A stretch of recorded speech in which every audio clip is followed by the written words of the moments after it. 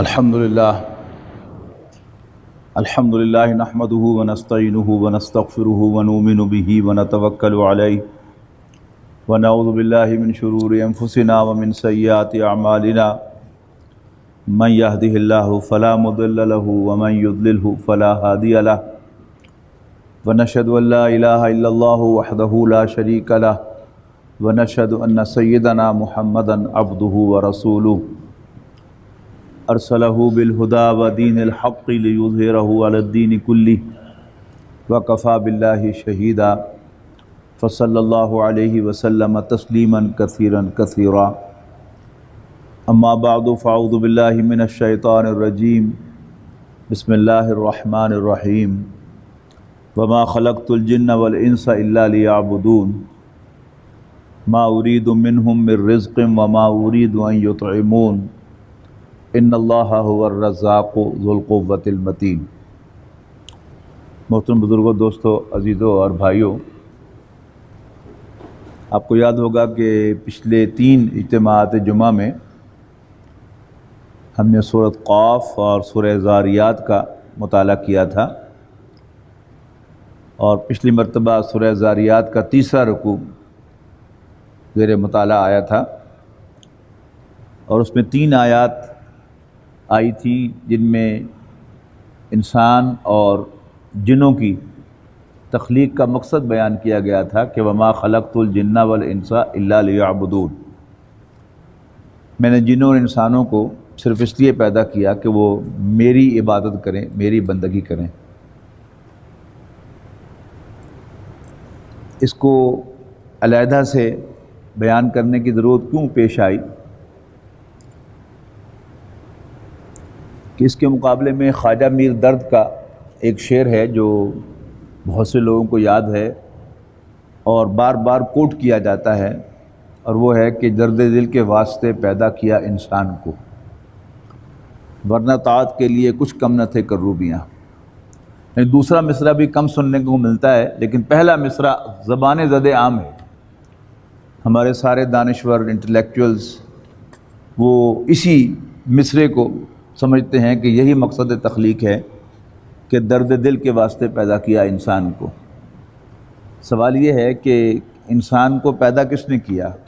خواجہ میر درد انسان کے خالق ہیں یا اللہ تعالیٰ انسان کا خالق ہے؟ یعنی خالق خود تو یہ کہہ رہا ہے کہ میں نے اس کو اپنی عبادت کے لیے پیدا کیا، اپنی بندگی کے لیے پیدا کیا، لیکن خواجہ میر درد کہہ رہے ہیں کہ درد دل کے واسطے پیدا کیا، تو کس کی بات جو ہے وہ زیادہ اپلیکیبل اور ویلڈ ہے؟ بڑی ظاہر سی بات ہے کہ بنانے والے ہی کی بات جو ہے وہ ویلڈ بھی ہے اور اپلیکیبل بھی ہے۔ ان دونوں میں فرق کیا ہے کہ ویلڈ تو ظاہر بات ہے کہ جس نے بنایا ہے اس کی بات ویلڈ ہے، دوسرے کی نہیں ہے۔ اپلیکیبل سے مراد کیا ہے کہ کوئی مانے یا نہ مانے، بہرحال ہے وہ اللہ کا بندہ، اللہ تعالیٰ سے آزاد نہیں ہے، اللہ تعالیٰ کی حکومت سے اور اللہ تعالیٰ کی جو لارڈشپ ہے اس سے باہر نہیں ہے، مرضی اس پر اللہ تعالیٰ ہی کی چلے گی۔ ایسا نہیں ہے کہ کوئی شخص اللہ تعالیٰ کو اپنا رب مان لے اور اس کی بندگی اختیار کرے تو اس پر تو اللہ تعالیٰ کو حکم چلتا ہے، لیکن جو اللہ تعالیٰ کو ماننے سے انکار کر دے اس پر اللہ تعالیٰ کو حکم نہیں چلتا، ایسا تو نہیں ہے۔ اللہ تعالیٰ تک کا حکم تو ماننے والوں پر بھی چلتا ہے اور نہ ماننے والوں پر بھی چلتا ہے۔ باقی انسان کا فائدہ اسی میں ہے کہ وہ اس حقیقت کو تسلیم کر لے کہ اللہ تعالیٰ میرا رب ہے اور میں اس کا بندہ ہوں اور میرا کام ہی اس کی بندگی ہے، میرا کام ہی اس کی غلامی ہے۔ یہ موضوع بعض لوگوں نے خام خواہ کنٹروورشل بنایا ہے، حالانکہ اس میں کنٹروورسی کی کوئی بات تھی نہیں۔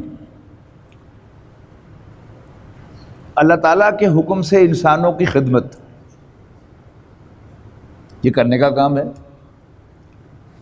لیکن انسانوں کی خدمت اللہ تعالیٰ کی مرضی کے خلاف نہیں ہو سکتی۔ نبی اکرم صلی اللہ علیہ وسلم نے بہت ہی مختصر الفاظ میں یہ بات سمجھا دی۔ آپ نے فرمایا کہ من احب للہ جس نے کسی سے پیار کیا تو اللہ کے لیے، اور اس کے بالکل اپوزٹ فرمایا وَأَبْغَضَ لِلَّهِ، اور کسی سے کچھ بغض رکھا تو بھی اللہ کے لیے۔ وَمَنْ أَعْطَى لِلَّهِ، کسی کو کچھ دیا تو اللہ کے لیے، وَمَنَعَ لِلَّهِ، اور کسی کو دینے سے روکا تو اللہ کے لیے، فَقَدْ اسْتَكْمَلَ الْإِيمَانَ، اس نے اپنے ایمان کو کامل کر لیا۔ یعنی محبت بھی اللہ کے لیے، دوستی بھی اللہ کے لیے، اور دشمنی اور عداوت اور بغض بھی اللہ کے لیے، کسی کو کچھ دینا بھی اللہ کے لیے اور کسی کو نہ دینا بھی اللہ کے لیے۔ اب یہ جو چار ایک دوسرے کے مخالف باتیں بیان فرمائی ہیں، یہ پوری زندگی کو کور کر لیتی ہیں۔ محبت انسان کا بڑا بنیادی وصف ہے۔ انسان مختلف وجوہات کی بنیاد پر کسی کی محبت اپنے دل میں محسوس کرتا ہے۔ یا تو کسی چیز کا ظاہری حسن ہوتا ہے کہ جو اس کو اٹریکٹ کرتا ہے، اور یا اس کا کوئی ایبسٹریکٹ بیوٹی ہوتی ہے اس کی جو اس کو اٹریکٹ کرتی ہے۔ لیکن یہ دونوں چیزیں جو ہیں بہرحال انسان کے لیے محبت کا باعث بنتی ہیں۔ انسان کشش محسوس کرتا ہے، یعنی ظاہری حسن یعنی جمال سے بھی اٹریکٹ ہوتا ہے، اور ایبسٹریکٹ بیوٹی کمال سے بھی امپریس ہوتا ہے۔ تو جمال بھی کمال بھی یہ اللہ تعالیٰ نے ہی انسان کے اندر اس کی اپریشیٹ کرنے کی خواہش رکھی ہے، اس کے ساتھ پیدا کیا ہے۔ کہ وہ جو کہا تھا ورڈزورتھ نے کہ thing of beauty is a joy for ever, یعنی جب بھی کوئی خوبصورت چیز ہمارے سامنے آئے گی تو ہم چاہیں یا نہ چاہیں ہم اس کی طرف کھنچیں گے، اس کی طرف اٹریکشن محسوس کریں گے، اس کی محبت اپنے دل میں محسوس کریں گے۔ تیسری چیز جو انسان کو اٹریکٹ کرتی ہے وہ تعلق ہوتا ہے۔ اپنی اولاد خوبصورت ہو یا بدصورت وہ انسان کو پیاری لگتی ہے، اس سے انسان محبت کرتا ہے۔ بلکہ وہ جو پرانی کہانیاں ہیں، بعض کہانیاں جو ہیں وہ بہت سبق آموز بھی ہیں اور معنی خیز بھی ہیں، حقائق پر مبنی ہیں۔ کہ کسی ملکہ نے اپنی کسی نوکرانی سے کہا کہ جاؤ یہ دودھ جا کر شہزادے کو پلاؤ، نئی نوکرانی رکھی تھی۔ تو نوکرانی نے کہا کہ میں تو شہزادے کو پہچانتی نہیں۔ ان کا بس تم جاؤ مدرسے، جو بچہ سب سے زیادہ کیوٹ لگے، پیارا لگے، بس وہی شہزادہ ہوگا، اس کو دودھ پلا کے آ جاؤ۔ تو چھٹی پہ واپس آیا، جب شہزادہ روتا ہوا کہ جی میرا دودھ جو ہے وہ مجھے نہیں ملا، نوکرانی کو حاضر کیا کہ ہاں بھائی دیکھو کیا کہہ رہا ہے۔ اس نے کہا مالکن جو آپ نے مجھے نشانی بتائی تھی اس کے مطابق سارے بچوں میں سے مجھے اپنا بچہ سب سے زیادہ کیوٹ لگا، لہذا میں تو دودھ اس کو پلا کے آئی تھی۔ تو تعلق جو ہے، یعنی جو آپ کے ساتھ تعلق رکھتا ہے، جتنا گہرا تعلق رکھتا ہے اتنا ہی آپ کو محبوب ہے۔ اپنی اولاد سے زیادہ گہرا تعلق کسی کا نہیں ہوتا تو وہ انسان کو اچھا لگتا ہے۔ ایک پیٹریوٹک آدمی ہے، اس کو اپنے وطن سے پیار ہے تو اپنے وطن کے تمام شہریوں سے بھی پیار ہے۔ اسی طرح ایک نظریاتی آدمی ہے اور وہ اس نظریے کے حامل تمام لوگوں سے پیار کرتا ہے۔ تو پہلی چیز ظاہری حسن جو انسان کو اٹریکٹ کرتا ہے، اور دوسری چیز جو باطنی حسن ہے، ایبسٹریکٹ بیوٹی ہے، اس کو انسان اپریشیٹ کرتا ہے۔ تیسری چیز تعلق، اور چوتھی چیز جو انسان کے دل میں محبت پیدا کرتی ہے وہ احسان ہے۔ جو بھی آپ کا محسن ہے وہ آپ کو اچھا لگتا ہے، بشرطے کہ آپ اس احسان کو اپریشیٹ کریں۔ یعنی کسی نے آپ کے ساتھ کوئی نیکی کی، کوئی احسان کیا، لیکن آپ کو پتہ ہی نہیں چلا، لیکن جس قدر آپ اس کے احسان کو اپریشیٹ کریں گے اسی قدر آپ اپنے دل میں اس کے لیے محبت محسوس کریں گے۔ اب آئیے اللہ تعالیٰ کی طرف۔ تو اللہ تعالیٰ جو ہے وہ خود تو نظر نہیں آتا، دیکھیے اللہ تعالیٰ کی تخلیق کو دیکھ کے اندازہ ہوتا ہے کہ اس کا بنانے والا پرفیکٹ ہے۔ اس کا علم، اس کی قدرت، اس کی حکمت اور اس کے جو پلاننگ ہے اس کا جواب ہی نہیں ہے۔ تو اس پہلو سے بھی اگر ہم اللہ تعالیٰ کی طرف دیکھیں گے تو اللہ تعالیٰ ہی سب سے زیادہ حسین نظر آئے گا. کیوں؟ اس کی تخلیق سب سے زیادہ حسین ہے، اس کے سسٹمز بنائے ہوئے جو ہیں وہ سب سے زیادہ پرفیکٹ ہیں، لہذا انسان اللہ تعالیٰ کی محبت اپنے دل میں محسوس کرے گا. پھر تعلق کا جہاں تک معاملہ ہے کہ انسان کا تعلق اپنی اولاد کے ساتھ، اس کا تعلق اپنے والدین کے ساتھ، اس کا تعلق اپنے بہن بھائیوں کے ساتھ، تو یہ تعلق بنایا کس نے؟ اللہ تعالیٰ کے فیصلے سے میں اپنے ماں باپ کا بیٹا بنا، اور اللہ تعالیٰ ہی کے فیصلے سے میری اولاد بنی. تو تعلق جو ہے وہ بھی اللہ تعالیٰ کے بغیر کوئی تعلق نہیں ہے. اللہ تعالیٰ نے ہی تعلقات بنائے. اللہ تعالیٰ ہی نے 2 بھائی بنائے والدین کے تھرو، اور والدین بنائے اور اولاد بنائی. جہاں تک تعلق ہے احسان کا، اس کے اعتبار سے بھی دیکھیں گے آپ تو پھر سب سے زیادہ احسان مجھ پر کس کا ہے؟ اللہ تعالیٰ ہی کا ہے. تو وہ جو 4 زاویے ہیں جن سے انسان کے اندر محبت پیدا ہوتی ہے، ان 4 زاویوں کو بھی اگر آپ دیکھیں گے تو پھر یہی اندازہ ہوگا کہ اصل میں محبت کے لائق اللہ تعالیٰ ہے.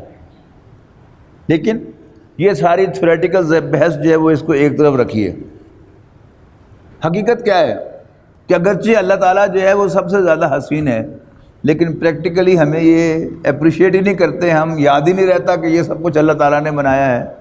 تو جو امیجیٹ تعلق ہے یا جو امیجیٹ حسن ہے وہ تو یاد رہتا ہے، لیکن اس کے پیچھے جو ایبسٹریکٹ حسن ہے وہ انسان کو یاد نہیں رہتا.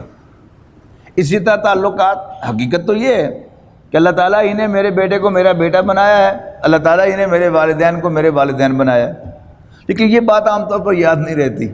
بہرحال بیٹا پیارا لگتا ہے، اور کوئی سینسیبل آدمی جو ہے وہ والدین سے بھی پیار کرتا ہے. اصل بات کیا ہے کہ لیٹ اس سپوز کہ جی یہ ساری محبتیں ہیں،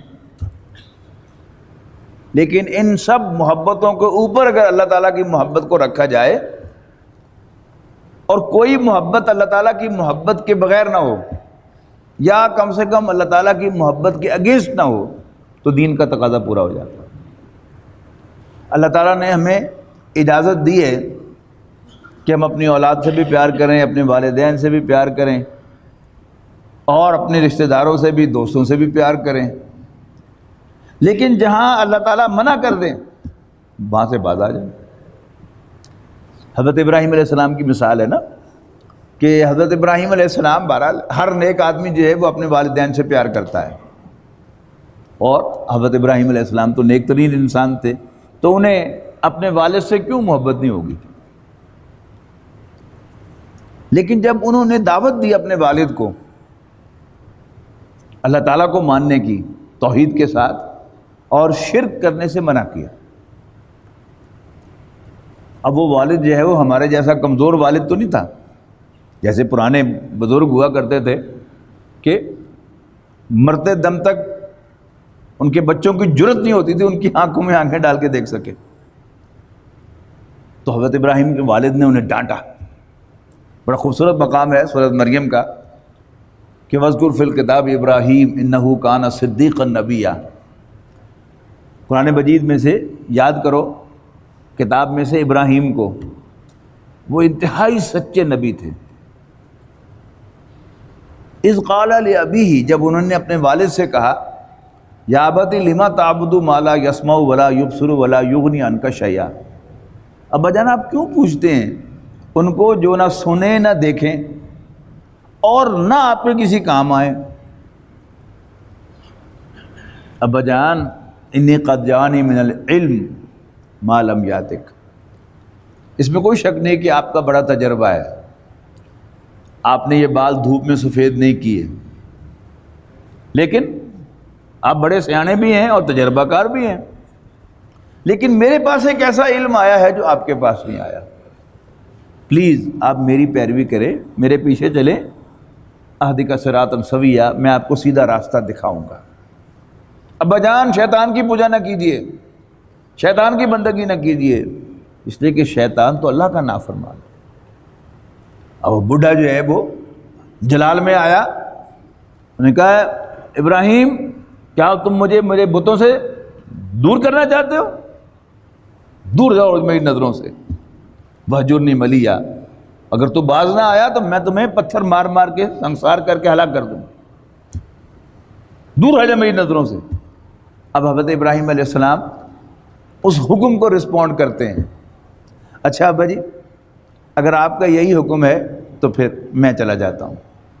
تو گھر چھوڑتے ہوئے کہتے ہیں لیکن میں آپ کے لیے اپنے رب سے استغفار کرتا رہوں گا، بخشش مانگتا رہوں گا، اور مجھے امید ہے کہ وہ مجھے مایوس نہیں کرے گا، اس لیے کہ میں کبھی اس سے دعا مانگ کر مایوس نہیں ہوا۔ لیکن سورہ توبہ میں ذکر ہے کہ نبی اکرم صلی اللہ علیہ وسلم کو بھی ایک شخص کی نماز جنازہ پڑھانے پر اللہ تعالیٰ نے کہا کہ نہیں، آپ کو معلوم تھا کہ یہ میرا باغی ہے، لیکن ہوا کیا تھا کہ عبداللہ ابن ابی جو منافقوں کا سردار تھا، اس کا بیٹا ایک سچا مسلمان تھا، رسول اللہ صلی اللہ علیہ وسلم کا سچا ساتھی تھا۔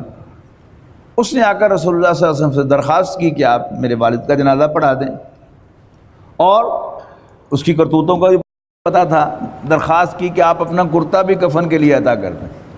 آپ نے کرتا بھی دے دیا اور نماز جنازہ بھی پڑھا دی۔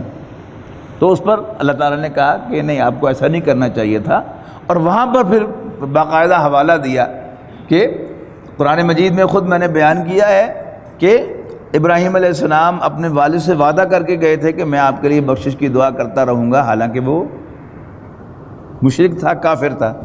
تو وہاں وضاحت کی کہ جب تک ابراہیم کو پتہ نہیں تھا کہ میرا والد کافر مرا ہے، اس وقت تک وہ دعا کرتے رہے، لیکن جب ان کے علم میں آیا کہ ان کے والد کا انتقال کفر میں ہوا ہے تو اس کے بعد ابراہیم نے دعا نہیں کی۔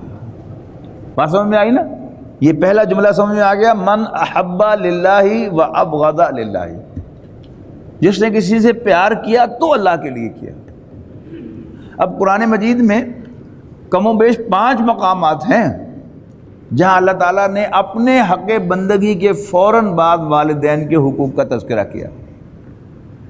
اللہ تشرکوا بی شیئا، اللہ تشرکوا باللہ شیئا وبالوالدین احسانا وقضی ربک الا تعبدوا الا ایاہ، اور تیرے رب نے فیصلہ کر دیا ہے کہ تم اللہ کے صرف اس کے سوا کسی اور کی بندگی نہ کرو، اور والدین کے ساتھ وبالوالدین احسانا، اور والدین کے ساتھ حسن سلوک کرو۔ پھر سورہ لقمان کے اندر وَوَصَّيْنَا الْإِنسَانَ بِوَالِدَيْهِ، اور ہم نے انسان کو وصیت کیا اس کے والدین کے بارے میں، اور اس سے پچھلی آیت کیا ہے؟ وَإِذْ قَالَ لُقْمَانُ لِابْنِهِ وَهُوَ يَعِظُهُ يَا بُنَيَّ لَا تُشْرِكْ بِاللَّهِ، یاد کرو جب لقمان نے اپنے بیٹے سے کہا بیٹا اللہ کے ساتھ کسی کو شریک نہ بنانا، یقیناً شرک کرنا بہت بڑی زیادتی ہے۔ اس کے فوراً بعد اللہ تعالیٰ ایڈ کر رہا 2 آیتیں حضرت لقمان کی نصیحتوں کے اندر کہ ہم نے وصیت کیا انسان کو اس کے والدین کے بارے میں، یعنی والدین کے ساتھ حسن سلوک بہت بڑی نیکی ہے۔ والدین کا مقام کیا ہے؟ حضرت موسیٰ علیہ السلام کو ایک موقع پر اللہ تعالیٰ نے کہا کہ موسیٰ اب ذرا ہوشیار رہنا، محتاط رہنا۔ حضرت موسیٰ علیہ السلام ذہین آدمی تھے، اللہ کے بندے تھے، اللہ کے رسول تھے، سمجھ آ گئی کہ میری والدہ کا انتقال ہو۔ مراد کیا تھی کہ اب وہ ہاتھ جو تمہارے لیے اٹھا کرتے تھے اب وہ ہاتھ نہیں اٹھیں گے۔ تو والدین کا ایک طرف یہ مقام ہے، ایک طرف یہ تاکید ہے کہ اللہ تعالیٰ کی بندگی کے فوراً بعد اللہ تعالیٰ والدین کے حقوق کو تذکرہ کرتا ہے، لیکن اگر وہی والدین اللہ کے ساتھ شرک کرنے کا حکم دیں، اللہ تعالیٰ کی نافرمانی کا حکم دے، فلا طیعہما، ان کا کہنا نہ ماننا۔ البتہ والدین کا معاملہ کیا ہے کہ اگر وہ شرک کرنے کا حکم دے تو ان کا کہنا تو نہیں مانا جائے گا، لیکن ان کو چھوڑ کے نہیں جایا جا سکتا۔ وصاحبہما فی الدنیا معروفا، ان کو دنیا میں معروف طریقے سے، معقول طریقے سے کمپنی دیتے رہو۔ یہ کیا ہے؟ یہ والدین کا حق ہے۔ میں عرض کر رہا تھا کہ اللہ تعالیٰ نے ہمیں پیدا کیا بندگی کے لیے. اب بندگی کے تقاضے ہیں. مالک کہے گا ادھر دیکھو، ہم دیکھیں گے. مالک کہے گا ادھر نہ دیکھو، ہم تو غلام ہیں، ہمارا ادھر دیکھنا بنتا ہی نہیں. مالک کہے گا کہ اس سے پیار کرو، ہمیں پیار کرنا ہوگا. مالک کہے کہ اس سے نفرت کرو تو ہمیں نفرت کرنا ہوگی. تو انسانی ہمدردی دین کے تقاضوں میں سے ایک تقاضا ہے، لیکن مقصد تخلیق نہیں ہے. مقصد تخلیق اللہ کی بندگی، اللہ کی غلامی ہے. پھر اسی کی امپلیکیشنز ہوں گی.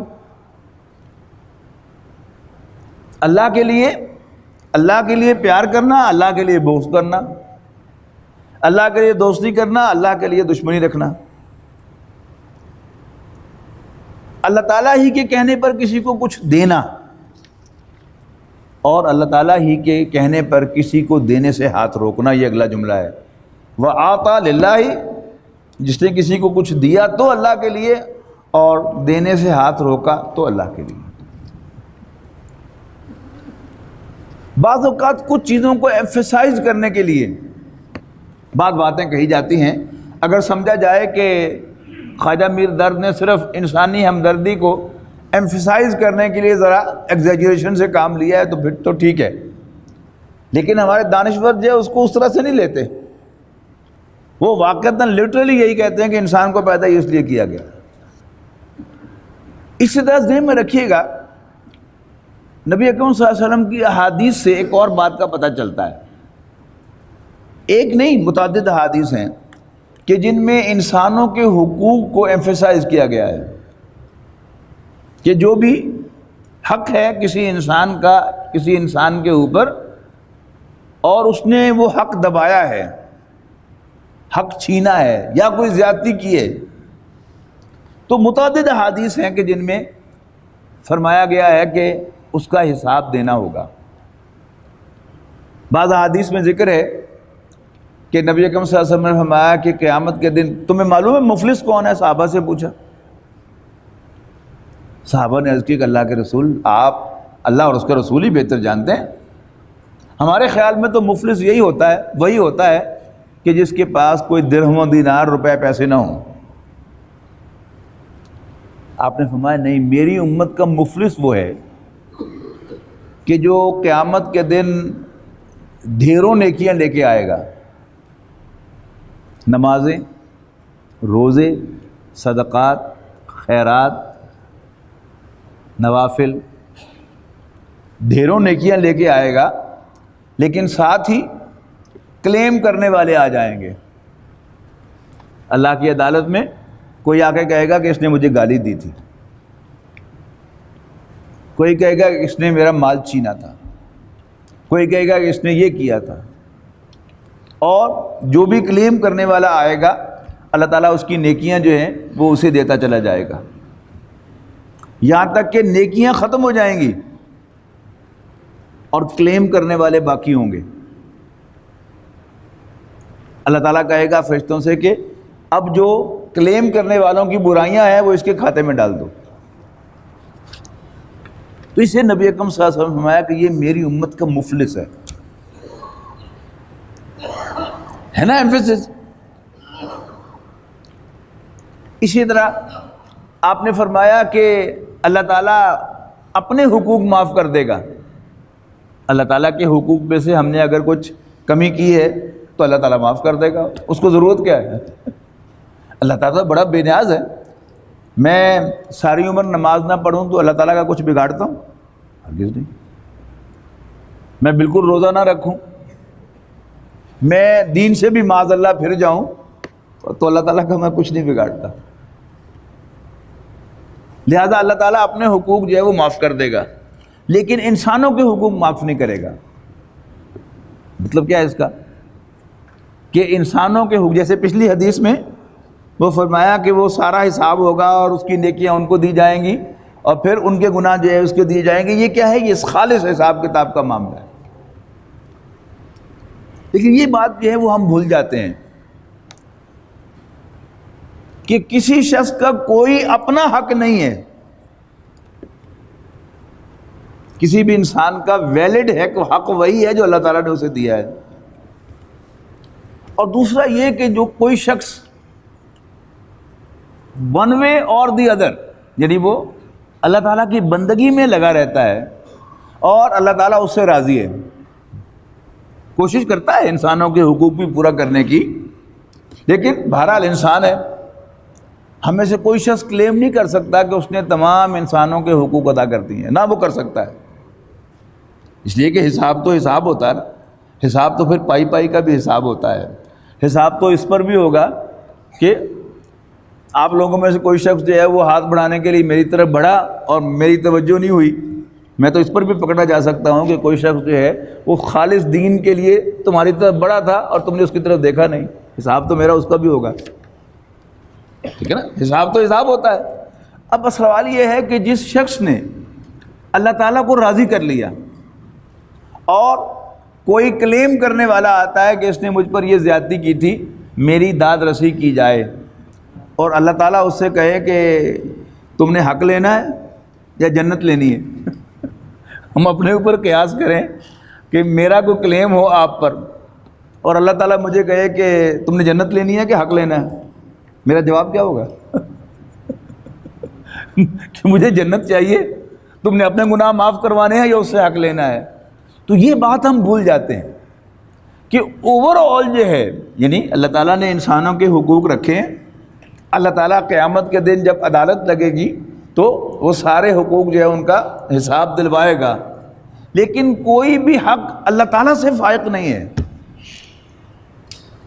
اس لیے کہ جنت جو ملنی ہے وہ بھی ایک بہت بڑی غلط فہمی ہے کہ یعنی ہر دور کا ایک ذہن ہوتا ہے نا، پہلے بھی میں نے عرض کیا کہ جب میں چھوٹا تھا تو میں سوچتا تھا کہ اعمال نامے جو ہیں وہ ایک انسان کا اعمال نامہ کتنا بڑا ہوگا، یعنی ذہن میں رجسٹر کا خیال آتا تھا کہ جس میں ہر چھوٹی چھوٹی چیز جو ہے وہ لکھی جا رہی ہے، خیال آتا تھا مجھے کہ وہ رجسٹر کتنا بڑا ہوگا، یعنی شاید ایک کمرے جتنا وہ رجسٹر ہوگا کہ جس میں تمام اعمال جو ہیں وہ لکھے جا رہے ہیں، اور پھر وزن اعمال کا خیال آتا تھا تو میں سوچتا تھا کہ وہ ترازو کتنا بڑا ہوگا کہ جس میں اعمال تولے جائیں گے، لیکن اب کمپیوٹر نے آ کر یعنی آخرت کو کنسیو کرنا، حساب کتاب کو کنسیو کرنا آسان بنا دیا کہ وہ اعمال نامہ جو ہے وہ سافٹ بھی ہو سکتا ہے کہ یوں میرا اعمال نامہ فیڈ کیا جائے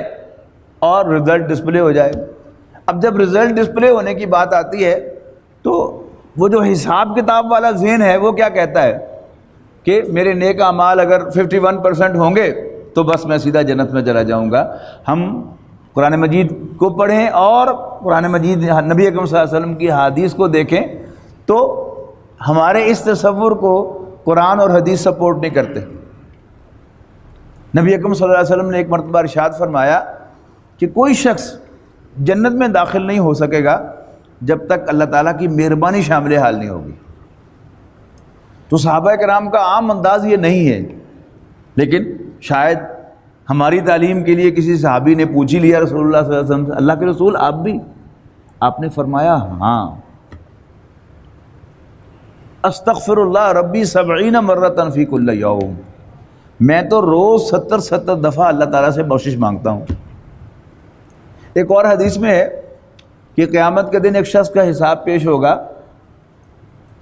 تو اللہ تعالیٰ اس سے پوچھے گا کہ کیا میں تجھے بغیر حساب کے معاف کرتے ہوئے جنت میں بھیج دوں؟ وہ کہے گا نہیں نہیں میرا حساب لے۔ اللہ تعالیٰ کہے گا نہیں، جا میں نے تمہیں معاف کیا، تم جنت میں چلے جاؤ۔ وہ کہے گا نہیں اللہ تو میرا حساب لے۔ اس کو زوم ہوگا اپنے اعمال پر بہت زیادہ۔ جب بار بار وہ یہی تقاضا کرے گا کہ میرا حساب لے تو اللہ تعالیٰ فرشتوں سے کہے گا کہ بھئی اس کی آنکھ کا حساب لاؤ۔ اور آپ کا معلوم ہے کوئی مرد جو ہے وہ آنکھ کا حساب نہیں دے سکتا۔ یعنی میں تو صرف ایک پہلو سے عرض کر رہا ہوں کہ ہم آنکھ کا حساب نہیں دے سکتے کہ بد نظری سے بچنا کوئی آسان کام نہیں ہے، لیکن آنکھ کی نعمت کا حساب یعنی ایک ایک بال، ایک ایک ناخن اللہ تعالیٰ کی نعمت ہے کہ نہیں؟ جب کوئی ناخن کسی انگلی کا ٹوٹ جاتا ہے اور وہ انگلی گنجی سی ہو جاتی ہے، کوئی چیز زور سے پکڑ نہیں سکتی، تو احساس ہوتا ہے کہ ہاں یہ ناخن اتنی قیمتی چیز تھی۔ تو ان ناخنوں کا بھی تو حساب دینا ہے، اللہ کی نعمتیں ہیں۔ یہ بال، یہ جلد، یہ کان، یہ آنکھیں، یہ ناک، یہ زبان، یہ ہونٹ، یہ تالو، یہ دانت، یہ مسوڑے، ٹھیک ہے نا؟ ایک ایک چیز کیا ہے؟ اللہ تعالیٰ کی نعمت ہے۔ اس سب کا حساب جب ہوگا تو ہم میں سے کوئی حساب سے کلیئر نہیں ہو سکتا۔ ہاں، اللہ تعالیٰ کا جس نے اس دنیا میں اپنے رب کو راضی کر لیا، یعنی دنیا میں وہ جو بندگی کا تقاضا ہے وہ کیا ہے؟ مالک کو راضی کرنا۔ جس نے اس دنیا کی زندگی میں اللہ تعالیٰ کو راضی کر لیا، اللہ تعالیٰ اس سے خوش ہو گیا، تو اللہ تعالیٰ اسے مغفرت دے گا انعام میں۔ اللہ تعالیٰ اس سے راضی ہو کر اس کے گناہوں کو بخش دے گا اور پھر اسے جنت میں داخلہ ملے گا۔ اب پھر آئیے، اب وہ 51% رزلٹ جو ہے اس کا تو کوئی امکان نہیں۔ ہاں، وزن اعمال ہوگا، یعنی اگر وزن اعمال ہی کی بنیاد پر، اس لیے کہ قرآن مجید کی آیات کو ہم نظر انداز نہیں کر سکتے، بڑی واضح آیات ہیں، بلکہ وہ ایک تو یاد بھی ہے آپ کو سورہ قاریہ کے الفاظ کہ فمن ثقلت موازینہ فہو فی عیشۃ راضیہ، کہ جس کے نیک اعمال بھاری ہوں گے تو وہ خوش و خرم زندگی میں ہوگا۔ وَأَمَّا مَنْ خَفَّتْ مَوَازِينُهُ، اس کے برعکس جس کے اعمال، نیک اعمال ہلکے ہوں گے تو وہ حاویہ میں ہوگا، جہنم میں ہوگا۔ تو اس کو مختلف یعنی احادیث میں سمجھایا گیا ہے کہ جسے آپ یہ بھی کہہ سکتے ہیں، جسے وہ علامہ اقبال نے جو جمہوریت کی تعریف کی تھی کہ جمہوریت وہ طرز حکومت ہے کہ جس میں بندوں کو گنا جاتا ہے، تولا نہیں جاتا۔ اسی طرح ایک ہے اعمال کی گنتی، رکعتیں کتنی پڑھی، اللہ کو یاد کتنی مرتبہ کیا، یہ کیا ہے؟ یہ گنتی ہے۔ ایک اسی کے اندر ویٹیج ہے، اللہ تعالیٰ کو یاد تو کیا لیکن اوپر اوپر سے کیا یا دل کی گہرائیوں سے کیا۔ یہ تو کہا زبان سے کہ اللہ اکبر، اللہ سب سے بڑا ہے، لیکن کیا واقعی اللہ کو سب سے بڑا سمجھا؟ اب ہم اپنے اوپر طاری کریں، کیا ہم ماشاءاللہ سب لوگ جو یہاں بیٹھے ہیں ہم سب نماز پڑھنے والے لوگ ہیں اللہ کے فضل و کرم سے، اور ایک رکعت ہماری مکمل ہوتی ہے 6 مرتبہ اللہ اکبر کہنے سے، لیکن کیا ہم اپنی پوری زندگی میں اللہ تعالیٰ ہی کو بڑا سمجھتے ہیں؟ یہ بہت بڑا سوال ہے کہ اللہ اکبر کہنا اور اللہ اکبر سمجھنا، اللہ کو بڑا ٹریٹ کرنا، اللہ کو بڑا بلیو کرنا، مطلوب تو وہ ہے۔ اس میں یقیناً کمیاں کوتاہیاں ہوں گی، لیکن پھر وہی بات عرض کروں گا کہ اگر اوور آل طرز عمل بندگی کا ہوگا، ہر انسان کوشش کر رہا ہوگا کہ میں اپنے رب کو راضی کر لوں، تو اللہ تعالیٰ اس پر خوش ہو گیا، راضی ہو گیا، تو وہ مغفرت کے 3 حروف عطا فرمائے گا کہ جب اعمال نامہ فیڈ ہوا تو رزلٹ ڈسپلے ہو گیا غفرا، غین فا را، forgiven، بخش دیا گیا، معاف کر دیا گیا، تو بیڑا پار ہو گیا۔ تو اصل مطلوب جو ہے وہ اللہ تعالیٰ کی بندگی ہے۔ ہاں، اللہ تعالیٰ کی بندگی کے تحت انسانوں کی خدمت وہ کہیں فرض ہے کہیں واجب ہے، مثلا زکوٰۃ فرض ہے، باقی صدقات جو ہیں ان میں سے کچھ واجب ہیں، صدقہ فطر جو ہے وہ واجب ہے، قربانی جو ہے یہ واجب ہے، ٹھیک ہے نا، پھر کچھ صدقات نافلہ ہیں، تو وہ سب کیا ہیں؟ اللہ تعالیٰ کی ڈائریکشن کے ساتھ ہوں تو ان میں ویٹیج ہے، اور اگر اللہ تعالیٰ کی ڈائریکشن کے بغیر ہو تو ان میں کوئی ویٹیج نہیں ہے۔ تو انسان کی عبادات بھی ان میں ویٹ پیدا ہوتا ہے اللہ تعالیٰ کی رضا سے اور اللہ تعالیٰ کے راضی ہونے سے، اور انسان کی جو انسانی خدمت ہے اس کے اندر بھی وزن آتا ہے اللہ تعالیٰ کی رضا سے۔ اگر کوئی انسانی خدمت اللہ تعالیٰ کی رضا کے تحت کی جائے تو اٹ ہیز اے ویٹیج، اور اگر اللہ تعالیٰ کی رضا کے بغیر یا اس کے خلاف کی جائے تو نہ صرف یہ کہ اس میں ویٹیج نہیں رہتا بلکہ اس میں نیگیٹو ویٹیج جو ہے وہ آ جاتی ہے۔ اللہ تعالیٰ سے دعا ہے کہ اللہ تعالیٰ ہمیں اپنا بندہ بنا لے، ہماری زندگی جو ہے وہ اللہ تعالیٰ کی بندگی کے لیے ہو، ہم اسی کو راضی کرنے کے لیے زندہ رہیں، اسی کو راضی کرتے ہوئے ہم اس دنیا سے جائیں تو بیڑا پار ہے۔ اور اگر ہم کتنے ہی اچھے کام کر لیں، انسانی خدمت ہی ہے مثال کے طور پر، کوئی شخص جو ہے وہ انسانی خدمت کے بہت سے کام کرتا ہے لیکن وہ اللہ تعالیٰ پر بلیو ہی نہیں کرتا، تو اس کا آخرت میں کیا حق ہے؟ دنیا میں اس کا نام ہوگا کہ اس نے یہ کام کیے۔